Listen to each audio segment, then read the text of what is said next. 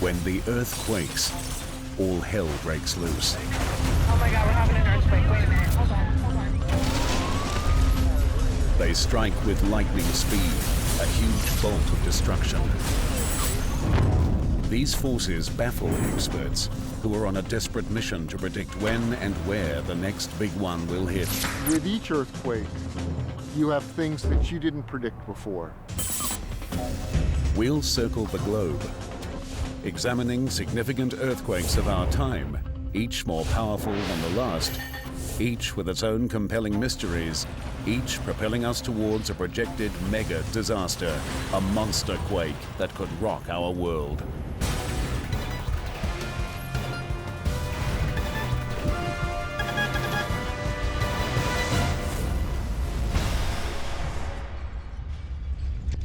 Earthquakes are one of the most destructive and unpredictable forces on the planet. Without warning, solid ground cracks, shifts and buckles, threatening anything in its path. It's estimated that several million earthquakes shake the planet every year. Most are barely detectable tremors, but at least once a year, somewhere on the globe, a major event strikes. Most earthquakes are created by movements of titanic slabs of the Earth's crust, called tectonic plates. Enormous pressure builds as the plates strain against each other. When plates slide past each other, a strike-slip earthquake forms. When plates collide head-on and one slides under the other, a thrust earthquake occurs. In both cases, the Earth's crust tears and snaps, releasing a giant burst of seismic force. The amount of energy released by an earthquake is known as its magnitude. The higher the magnitude, the more energy released. An earthquake of magnitude 8 or higher releases as much energy as 1 billion tons of TNT, or 67,000 Hiroshima bombs. Earthquakes' destructive energy has cost almost 8 million lives in the last 1,000 years. The fatality rate is rising as populations in high-risk areas increase dramatically. And it's kind of an inevitable shift as people cluster more and more. The largest cities continue to grow larger and larger. Today, there are 17 cities jammed with more than 10 million people. 140 other metropolitan areas have populations topping 2 million. More than half of these are within striking distance of a major fault line, placing hundreds of millions directly in the line of fire. A lot of times, we are our own worst enemies in terms of where we build and how we build these cities. It's only a matter of time before another city is hit by a devastating earthquake. To prepare for the inevitable future, it's essential to learn from the past.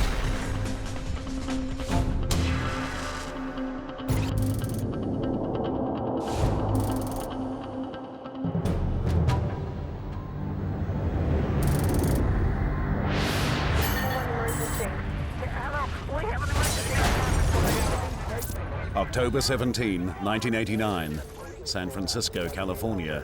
For 15 horrific seconds, the city by the bay is rocked by a magnitude 6.9 earthquake. The epicenter is near a mountain in Santa Clara County called Loma Prieta. Everybody's door and help them get out. Suburbs close to the mountain suffer serious damage. The ground splits open in huge gashes, hundreds of homes are thrown off their foundations, and small communities are ripped apart. 62 people were dead. But bizarrely, the greatest devastation and loss of life is 97 kilometers to the north in Oakland and San Francisco. The quake brings down a section of Oakland's Cypress Expressway, turning a busy freeway into a graveyard. Oakland firefighter Lorenzo Frediani is one of the first to respond. It was a horrible scene. It was such a large-scale disaster. Seeing huge pieces of the freeway on top of cars, fires beginning to erupt, everyone just yelling and screaming for help. Frediani and other rescuers race to find survivors. They fear the worst, that thousands are dead under the shattered remains of the expressway. This was at 5 o'clock approximately. This is its peak time. There should be bumper-to-bumper traffic. So when I saw the Cypress unfold in front of me, all I could think about was how many thousands of people would be dead. But amidst the horror, there is a life-saving stroke of luck. The earthquake hit as the two local baseball teams, the San Francisco Giants and the Oakland Athletics, faced off in the World Series. Millions are watching the game, and traffic is much lighter than usual. The fact that we had the ball game between the two Bay Area teams easily saved thousands of lives. As rescuers desperately try to free those trapped on the Cypress Expressway, another disaster unfolds across the bay. Nearly 200 buildings in the Marina District are severely damaged or completely destroyed. Fires started by broken gas mains add to the damage and panic. Stunned residents flee into the streets. But even as the marina suffers catastrophic damage, neighborhoods surrounding it escape almost unscathed. Seismologists like Jack Boatwright struggle to understand the quake's selective destruction. The ground motion and damage in the marina was a surprise not just to the lay people, it was also a surprise to seismologists. The earthquake seemed to defy logic. It targeted two specific areas, 97 kilometers from the epicenter, leaving most of the Bay Area untouched. Boatwright and his colleagues set out to solve this mystery by going back to basics.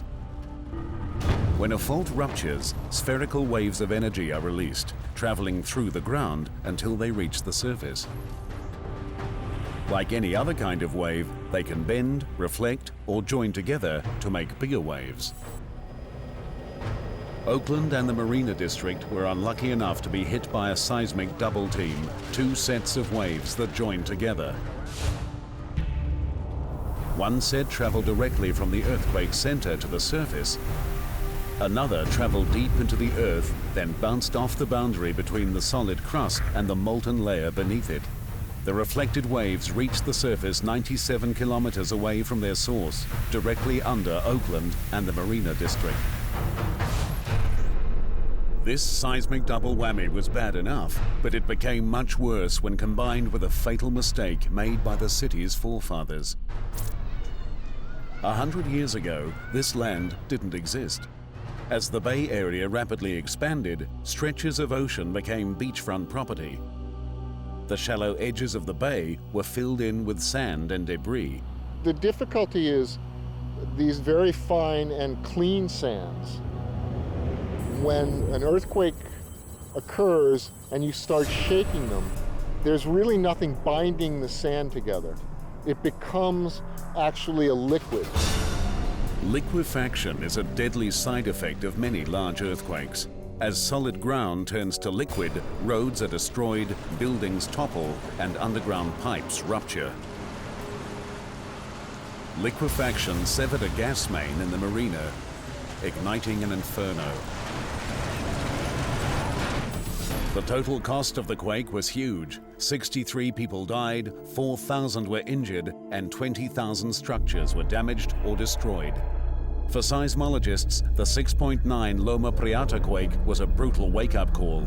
They were surprised by the reflection of seismic waves that struck the Marina District and Oakland. With each earthquake, you have things that you didn't predict before. Every earthquake is, in fact, a learning experience. But the 1989 Loma Prieta quake was not the worst to strike San Francisco. The same side effects of liquefaction and fire killed thousands when a much bigger earthquake struck, destroying most of the city by the bay.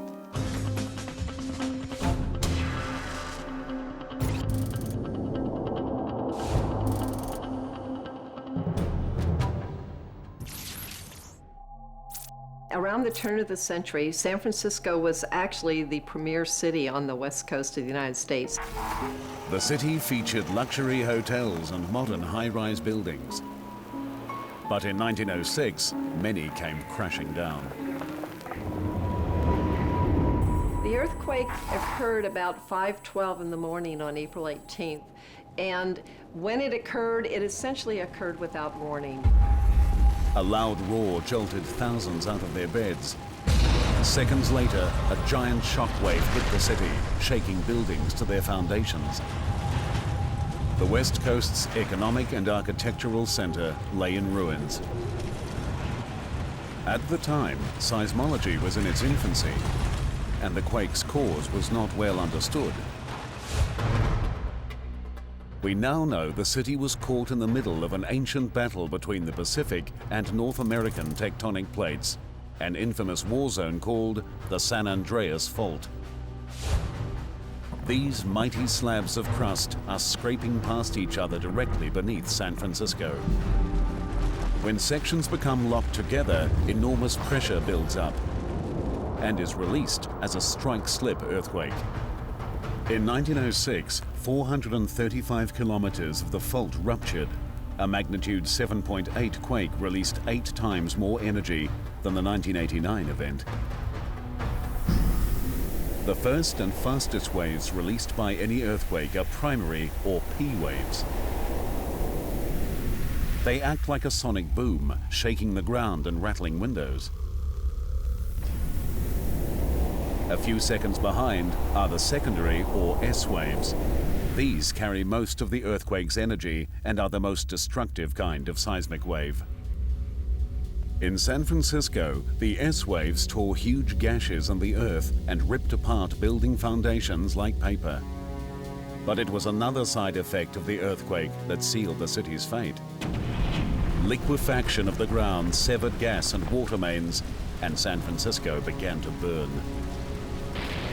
Without a water supply, the fire department stood by helpless as the city burned to the ground. The descriptions of the fire they actually refer to this as a firestorm. And in a firestorm, the heat is so intense that it actually sucks in air. The fire raged for 3 days, incinerating 10 square kilometers, destroying more than 28,000 buildings and leaving 250,000 residents homeless. More than 3,000 people were killed. The 1906 event proved that an earthquake's complex side effects can be more devastating than the quake itself. 80 years later, a bigger earthquake crippled a city 45 times larger than San Francisco. The key culprits, a totally different seismic side effect combined with disastrous city planning. But even that quake is dwarfed by a potential megaquake, an event of enormous power and consequence. The San Francisco earthquakes of 1906 and 1989 showed how reflection and liquefaction can have tragic consequences. In 1985, one of the largest cities in the world was crippled by an earthquake with even stranger and more unpredictable effects. It proved that where you build a city is as important as how you build it.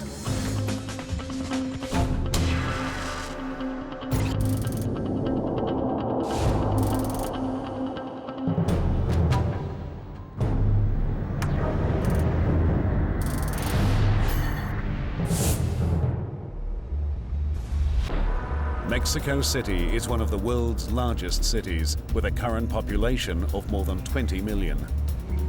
The metropolis sprawls across a mountain valley in the center of Mexico. It's a city of non-stop activity, its massive population busy day and night.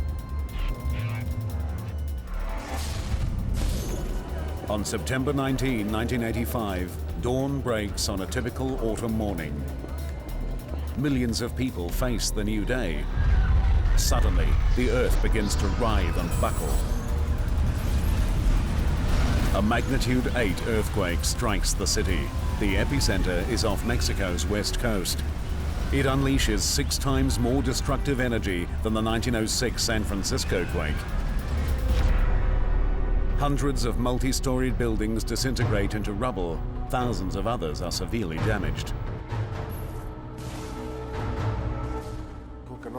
I didn't know what was happening.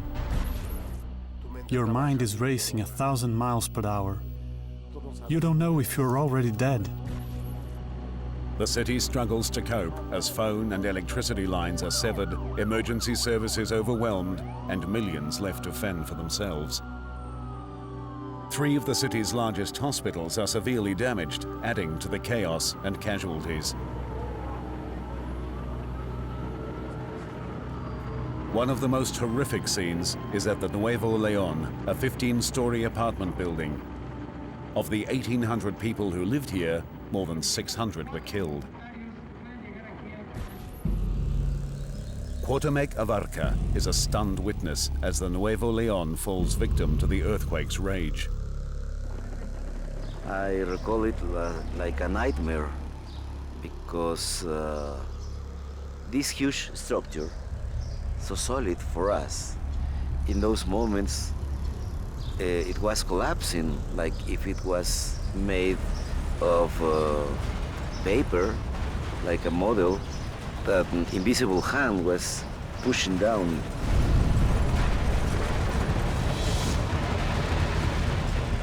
Cuauhtémoc and dozens of his neighbors rush to the demolished apartment building and with their bare hands begin a desperate struggle to rescue survivors. There was a survivor, he was trapped by the debris. We couldn't move the concrete above him. It was so heavy. I was holding the right hand of this man, trying to encourage him. He was complaining, "This is so painful, it hurts." And he died. The death toll is estimated at anywhere between 9 and 35,000. The true number may never be known. Why was this mighty city victim to such devastation?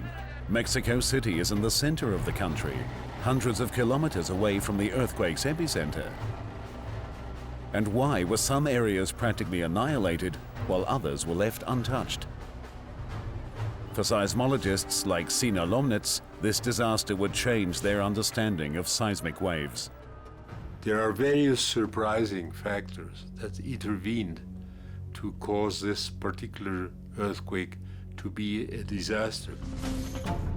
The quake was triggered by movements of the Cocos Plate, which collides with the North American Plate off Mexico's west coast.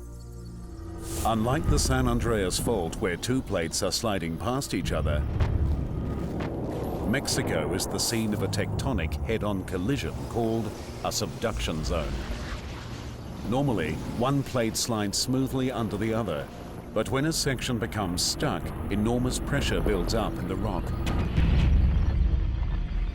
On that fateful morning, the pressure finally becomes too much.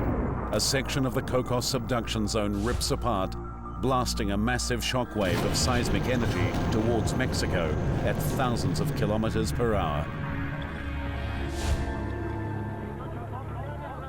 During most earthquakes, the greatest damage occurs close to the epicenter. This one is different. Coastal areas suffer some significant damage. But Mexico City, located 322 kilometers inland, bears the biggest brunt of the earthquake.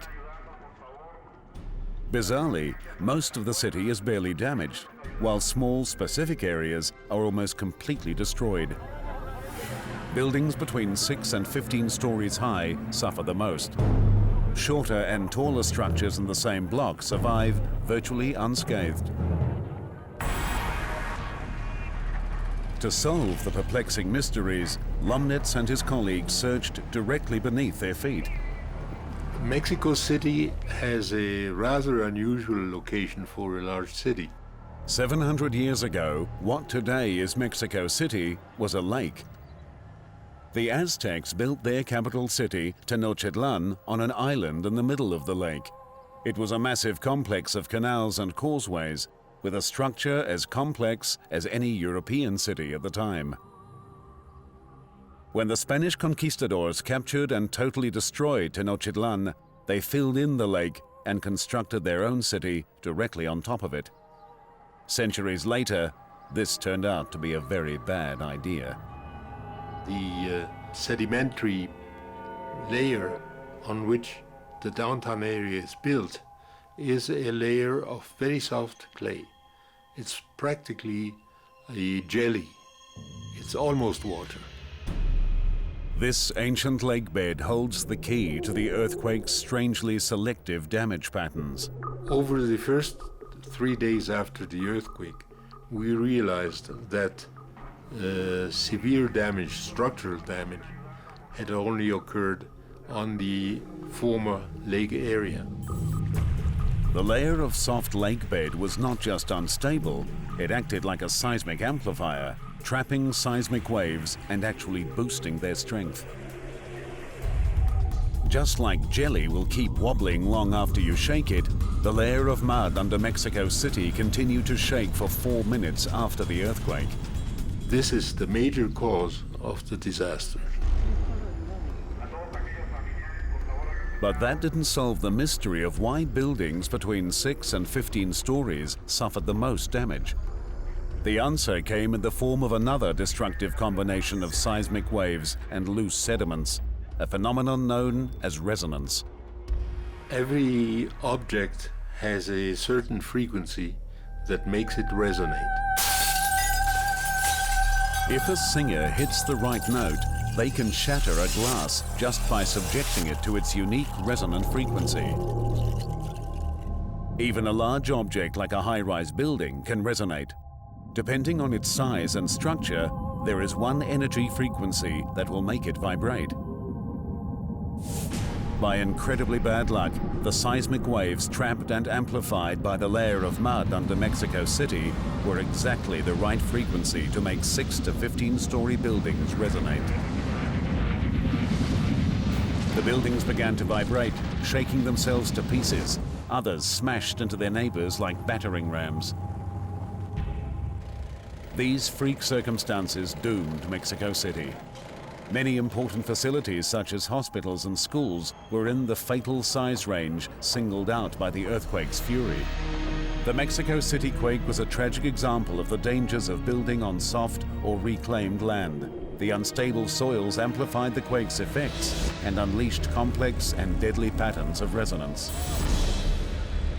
Today, buildings cannot be constructed on the unstable lakebed.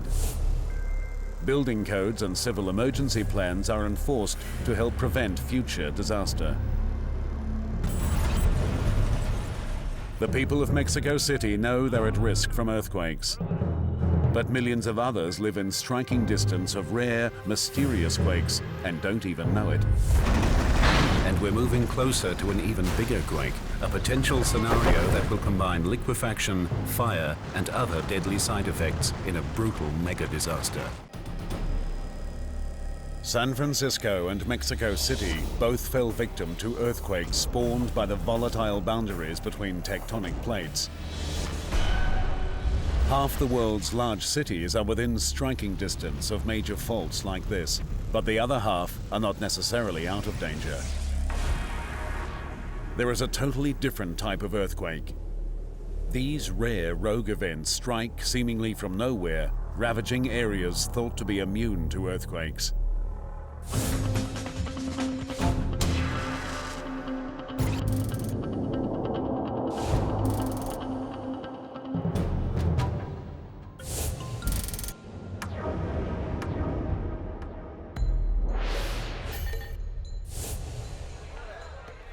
January 26 is India's Independence Day.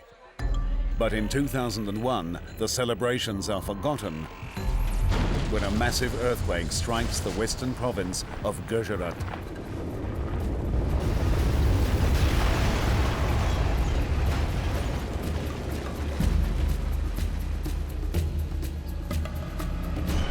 The 7.7 quake destroys the historic city of Bhuj, along with many other nearby towns and cities.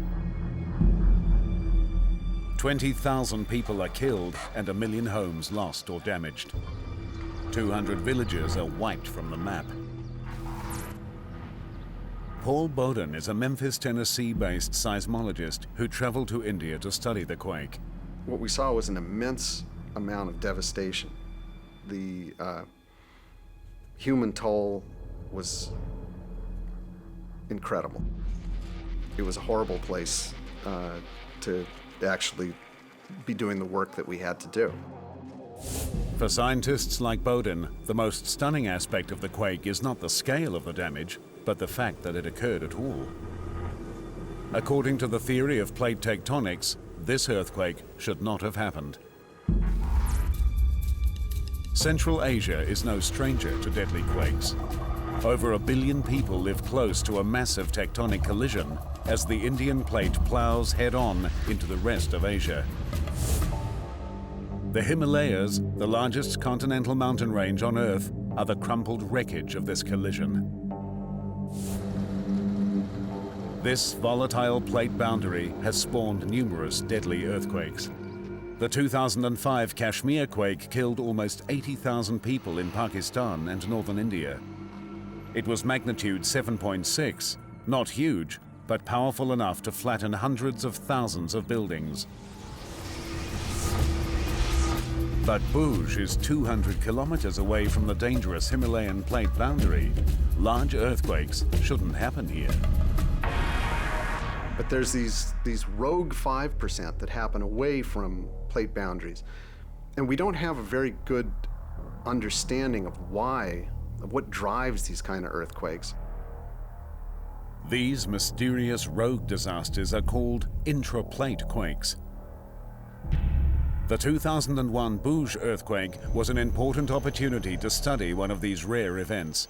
But Bowden and his team had a more urgent reason to travel from Memphis to India.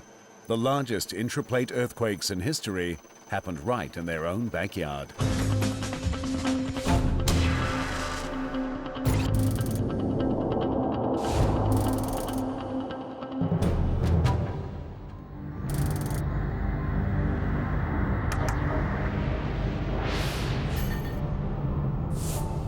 In the winter of late 1811 and early 1812, the Midwest of the United States was torn apart by a swarm of massive earthquakes.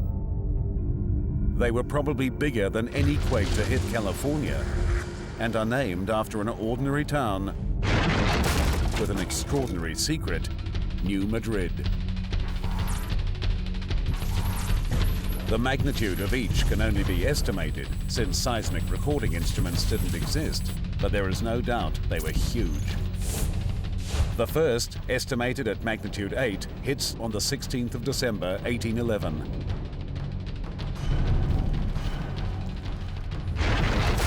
Houses and buildings are torn apart, entire forests are wiped out. Enormous cracks split and tear the earth. The placid Mississippi becomes a raging torrent of rapids and waterfalls. But this was only the beginning. A month later, another giant quake, estimated at magnitude 8, tears the frontier town of New Madrid, Missouri, to pieces. 2 weeks after that, a third magnitude 8 quake strikes. Over the next 2 months, almost 2,000 smaller tremors strike. The effects are felt throughout the entire eastern half of the United States. In New Madrid, in the middle of the plate, to have a large earthquake, a huge earthquake, is astounding. And then to follow it up with 2 other events that were as large or larger, just incredible. This incredible series of earthquakes seems to have come from nowhere. This is the flat, stable center of the North American plate. It's supposed to be safe from large earthquakes. Reelfoot Lake, 24 kilometers from New Madrid, is famous for its fishing. But seismologist Roy Van Arsdale hasn't come for the largemouth bass. For him, Reelfoot holds the key to unlocking the mystery of the New Madrid quakes. 200 years ago, this lake didn't exist. Well, this serene swamp and lake area was rocked severely during the winter of 1811-1812 in a series of 3 giant earthquakes. It was the third one in March that is responsible for the formation of this lake. Reelfoot Lake's peaceful appearance is deceptive. Beneath its calm waters, scientists have made an earth-shattering discovery. There's microseismic activity, meaning little earthquakes are occurring all the time out here. So there are seismometers planted in the landscape around us, measuring, recording these earthquakes. Deep under Real Foot Lake and New Madrid is a mysterious fault system that spawned the huge earthquakes of 1811, 1812. It continues to generate small earthquakes today. But this discovery raises even more questions. If the New Madrid fault is not a plate boundary, then what is it? The answer to that lies far away in Ethiopia. This is part of Asia and Africa's Great Rift Valley, a fault system that stretches 4,800 kilometers from northern Syria to Mozambique. The earth here is splitting apart and bleeding molten rock. A tectonic plate is being torn in half and pushed apart, a process called rifting. 500 million years ago, this almost happened in the peaceful plains of the Midwest. A surge of magma spewed up from the molten interior of the Earth, eating through the crust beneath the ancient Midwest. But before the plate was completely split, the magma retreated, leaving behind vast cracks in the Earth's crust. As pressure builds up on this fault system, it's released as massive earthquakes. A similar failed rift has been found near the city of Bhuj in India. The buried rifts under Bhuj and New Madrid solved part of the mystery. But there are still many things scientists don't understand about intraplate earthquakes. They have no idea what triggers these rogue disasters or where they will strike next. We really don't have a good working model for what drives these intraplate earthquakes. This is still quite the mystery in seismology, geology that a number of us are working on, and we just don't have an answer to that right now. In 1811 and 1812, the New Madrid earthquakes struck sparsely populated areas.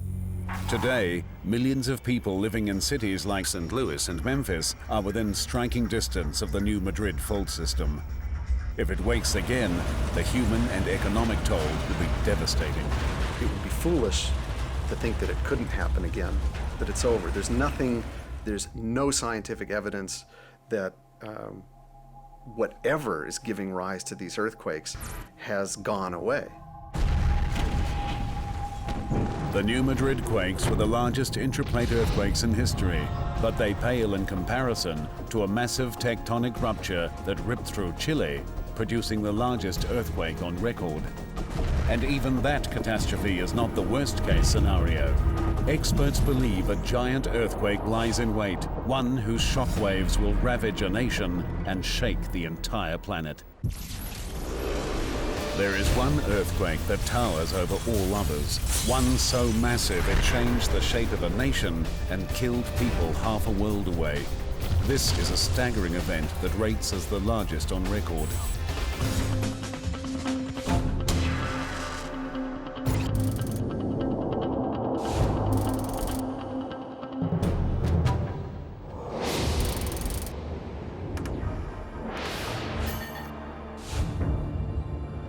In the small Chilean town of Madrid, life is quiet and simple.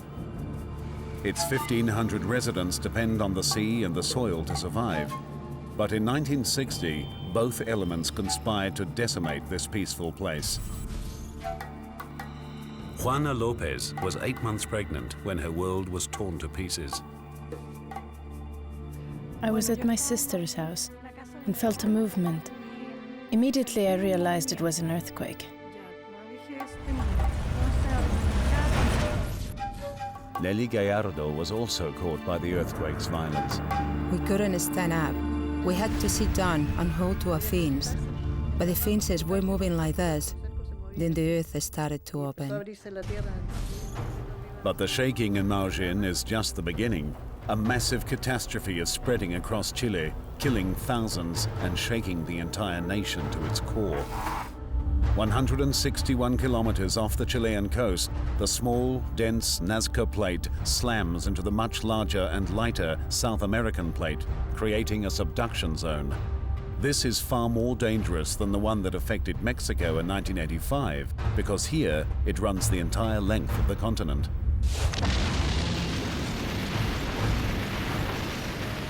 On May 22, 1960, the Nazca subduction zone spawns the largest earthquake ever measured by scientists, a massive magnitude 9.5.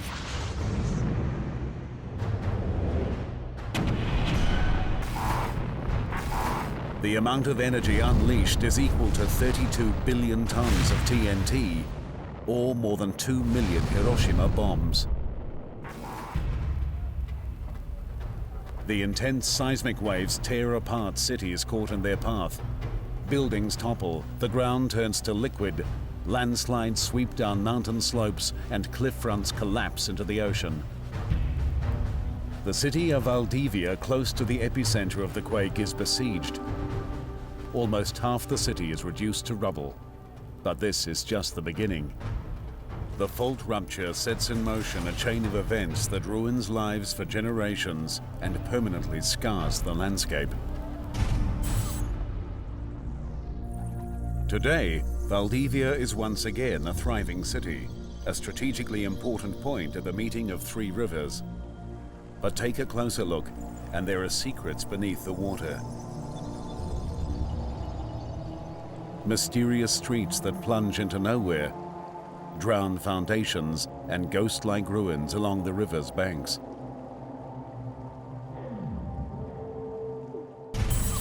The 1960 earthquake did far more than shake things up. It forever changed the shape of the land itself. This ruined landscape is the victim of a side effect of the massive Chilean earthquake called subsidence. Valdivia's fate was sealed hundreds of years before the quake. For centuries, pressure built up along the boundary of the two great tectonic plates off Chile's coast. The South American plate began to slowly bulge upwards under the strain. When the fault ruptured in 1960, the strain was released on the South American plate. It snapped back to its natural shape, lowering a vast swath of land 2.5 meters. For the people of Valdivia, this is a disaster that will last for generations.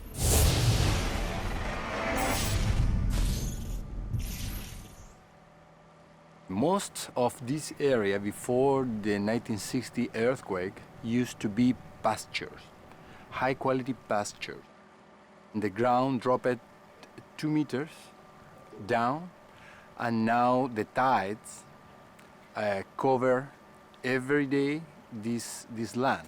So there was a huge damage on the economy of these people here because they lost the soil, the better soil of the area. Over 200,000 square kilometers of Chile's coast subsided after the earthquake. But incredibly, even this was not the most deadly part of the day. They said we need to be prepared because the sea is coming in. The tsunami is coming, and we have to climb up the hill. Just 15 minutes after the massive quake, a series of giant earthquake-generated tsunami waves slam into the coast. Some are 18 meters high.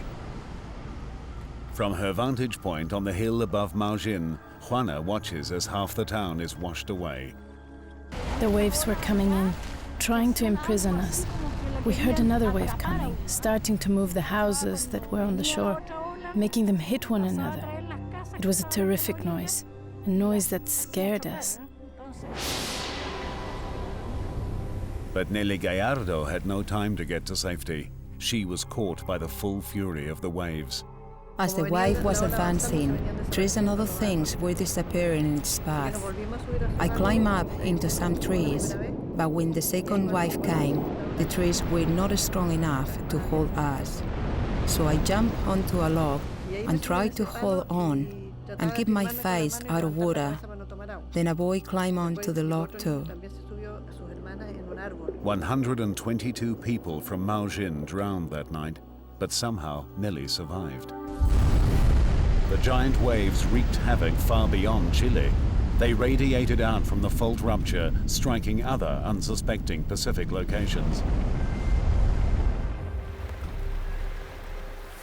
15 hours after the earthquake struck, the tsunami reached Hawaii.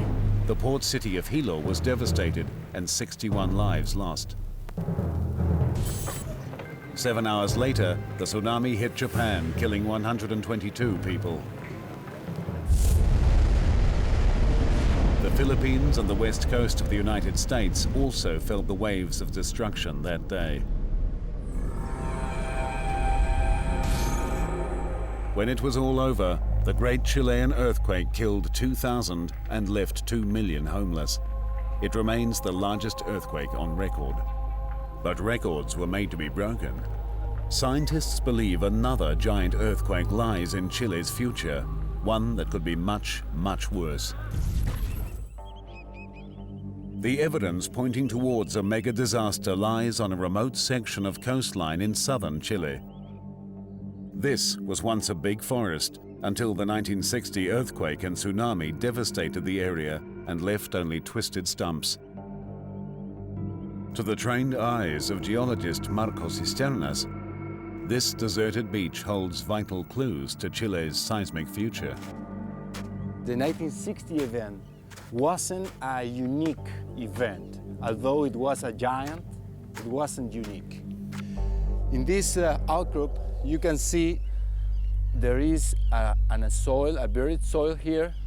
This is 1960 soil, covered by a tsunami sand layer here. And below that, you can find another soil corresponding to the 1575 earthquake. Along this coast, there is evidence of another dozen earthquakes that ravaged the area in the last 2,000 years. So it is certain that in the future, another earthquake, giant earthquake, is going to strike central Chile. When it strikes, it will be an ultimate disaster, an event that will cripple a country and send shockwaves around the entire planet. In 1960, the biggest earthquake ever recorded rocked Chile. Thousands died, and the landscape of the country changed forever. But scientists believe a far more destructive quake could be on Chile's horizon. Don Windeler is an expert in modeling disasters of the future.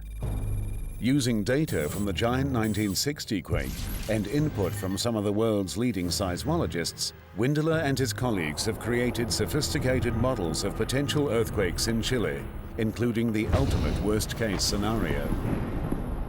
There's no stopping the Nazca Plate from going underneath South America. We will continue to see large events over time in Chile. It's just a fact of life. The massive 1960 earthquake struck in the center of the country, where the population was relatively light. But if the Nazca Fault ruptured further north, near to Chile's largest cities, a major catastrophe would result. We're going to expect to see a lot more economic loss, a lot more casualties resulting from this event.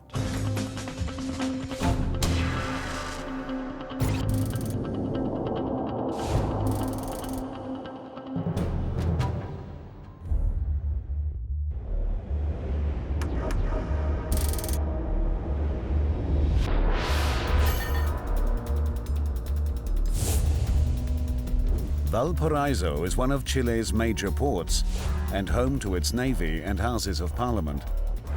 The city sits in an amphitheater facing the ocean. Most of its 270,000 inhabitants live on the steep hills above and are carried to their homes by unique machines called funiculars. Just up the coast from Valparaiso is the tourist resort of Viña del Mar, famous for its beaches and luxury hotels. Valparaiso and Viña del Mar are both part of Chile's most valuable stretch of land. If hit by a major earthquake, the nation would be ravaged. Just that one area from Valparaiso across the country through Santiago metropolitan area contains over 50% of the property value for the country of Chile. And any kind of event that has significant, serious damage to that area is going to have repercussions to the economy of the country. Windeler's nightmarish scenario begins 27 kilometers under the earth and 80 kilometers off the coast, in the collision zone between the Nazca and South American plates. A stress point snaps. starting a chain reaction. More than 1,400 kilometers of the subduction zone rip open like a zipper. Massive seismic shock waves spread from the rupturing rock. The primary waves speed out at 29,000 kilometers per hour. The arrival of the P waves in Valparaiso feels like a long sonic boom. Windows and buildings shudder. Some of the P waves shoot up into the atmosphere, emitting a frightening roar.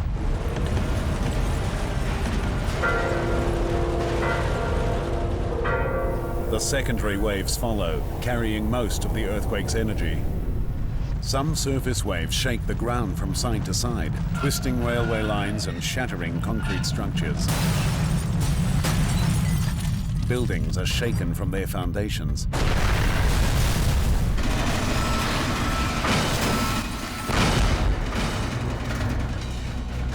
Unstable areas of the cliffs surrounding Valparaiso collapse, taking many buildings with them. Below, in the port, sediments amplify the seismic energy, prolonging the shaking and the destruction. Liquefaction ruptures gas mains, water pipes, and vital communication links. In addition to the deadly seismic waves, the earthquake rupture releases pressure on the South American plate. It pushes forward and flattens. Areas of the coast sink 2 meters. Entire structures collapse and flooding is rampant. Fires caused by broken gas mains rage out of control. As the city lies paralyzed and in ruins, the biggest killer of all is about to strike. As the South American plate is released and flicks upwards, it pushes up an enormous wave of water 967 kilometers long. Gravity quickly pushes it back, creating a massive wave, a tsunami. One side of the wave rushes towards the coast of Chile. It takes just 10 minutes to reach Viña del Mar. It hits the already besieged city with a 12-meter wall of ocean that smashes across the city.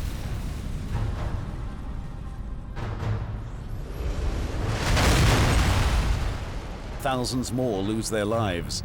The city is devastated. But the giant earthquake's deadly reach extends far beyond Chile. The same tsunami that pulverized Viña del Mar speeds across the Pacific for thousands of kilometers. Hours after the quake, huge waves strike New Zealand, Hawaii, and Japan. The west coast of the USA and the Philippines will also be hard hit. Chile's mega earthquake is now a global disaster.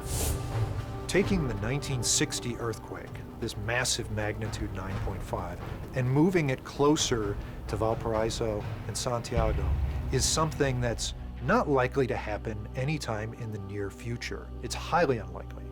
But at the same time, given what we know about Chile's tectonics and its past history, it's very difficult to exclude that from saying that it can't occur.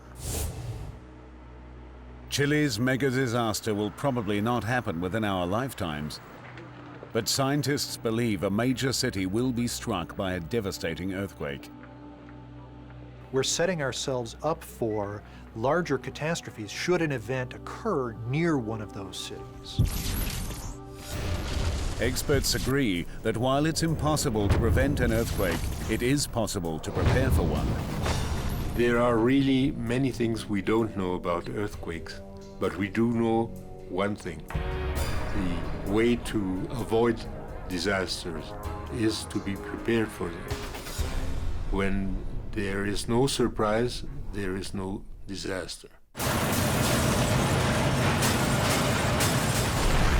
Danger is that if we're not prepared, if we don't prepare our cities for the hazard that exists, there'll be hell to pay.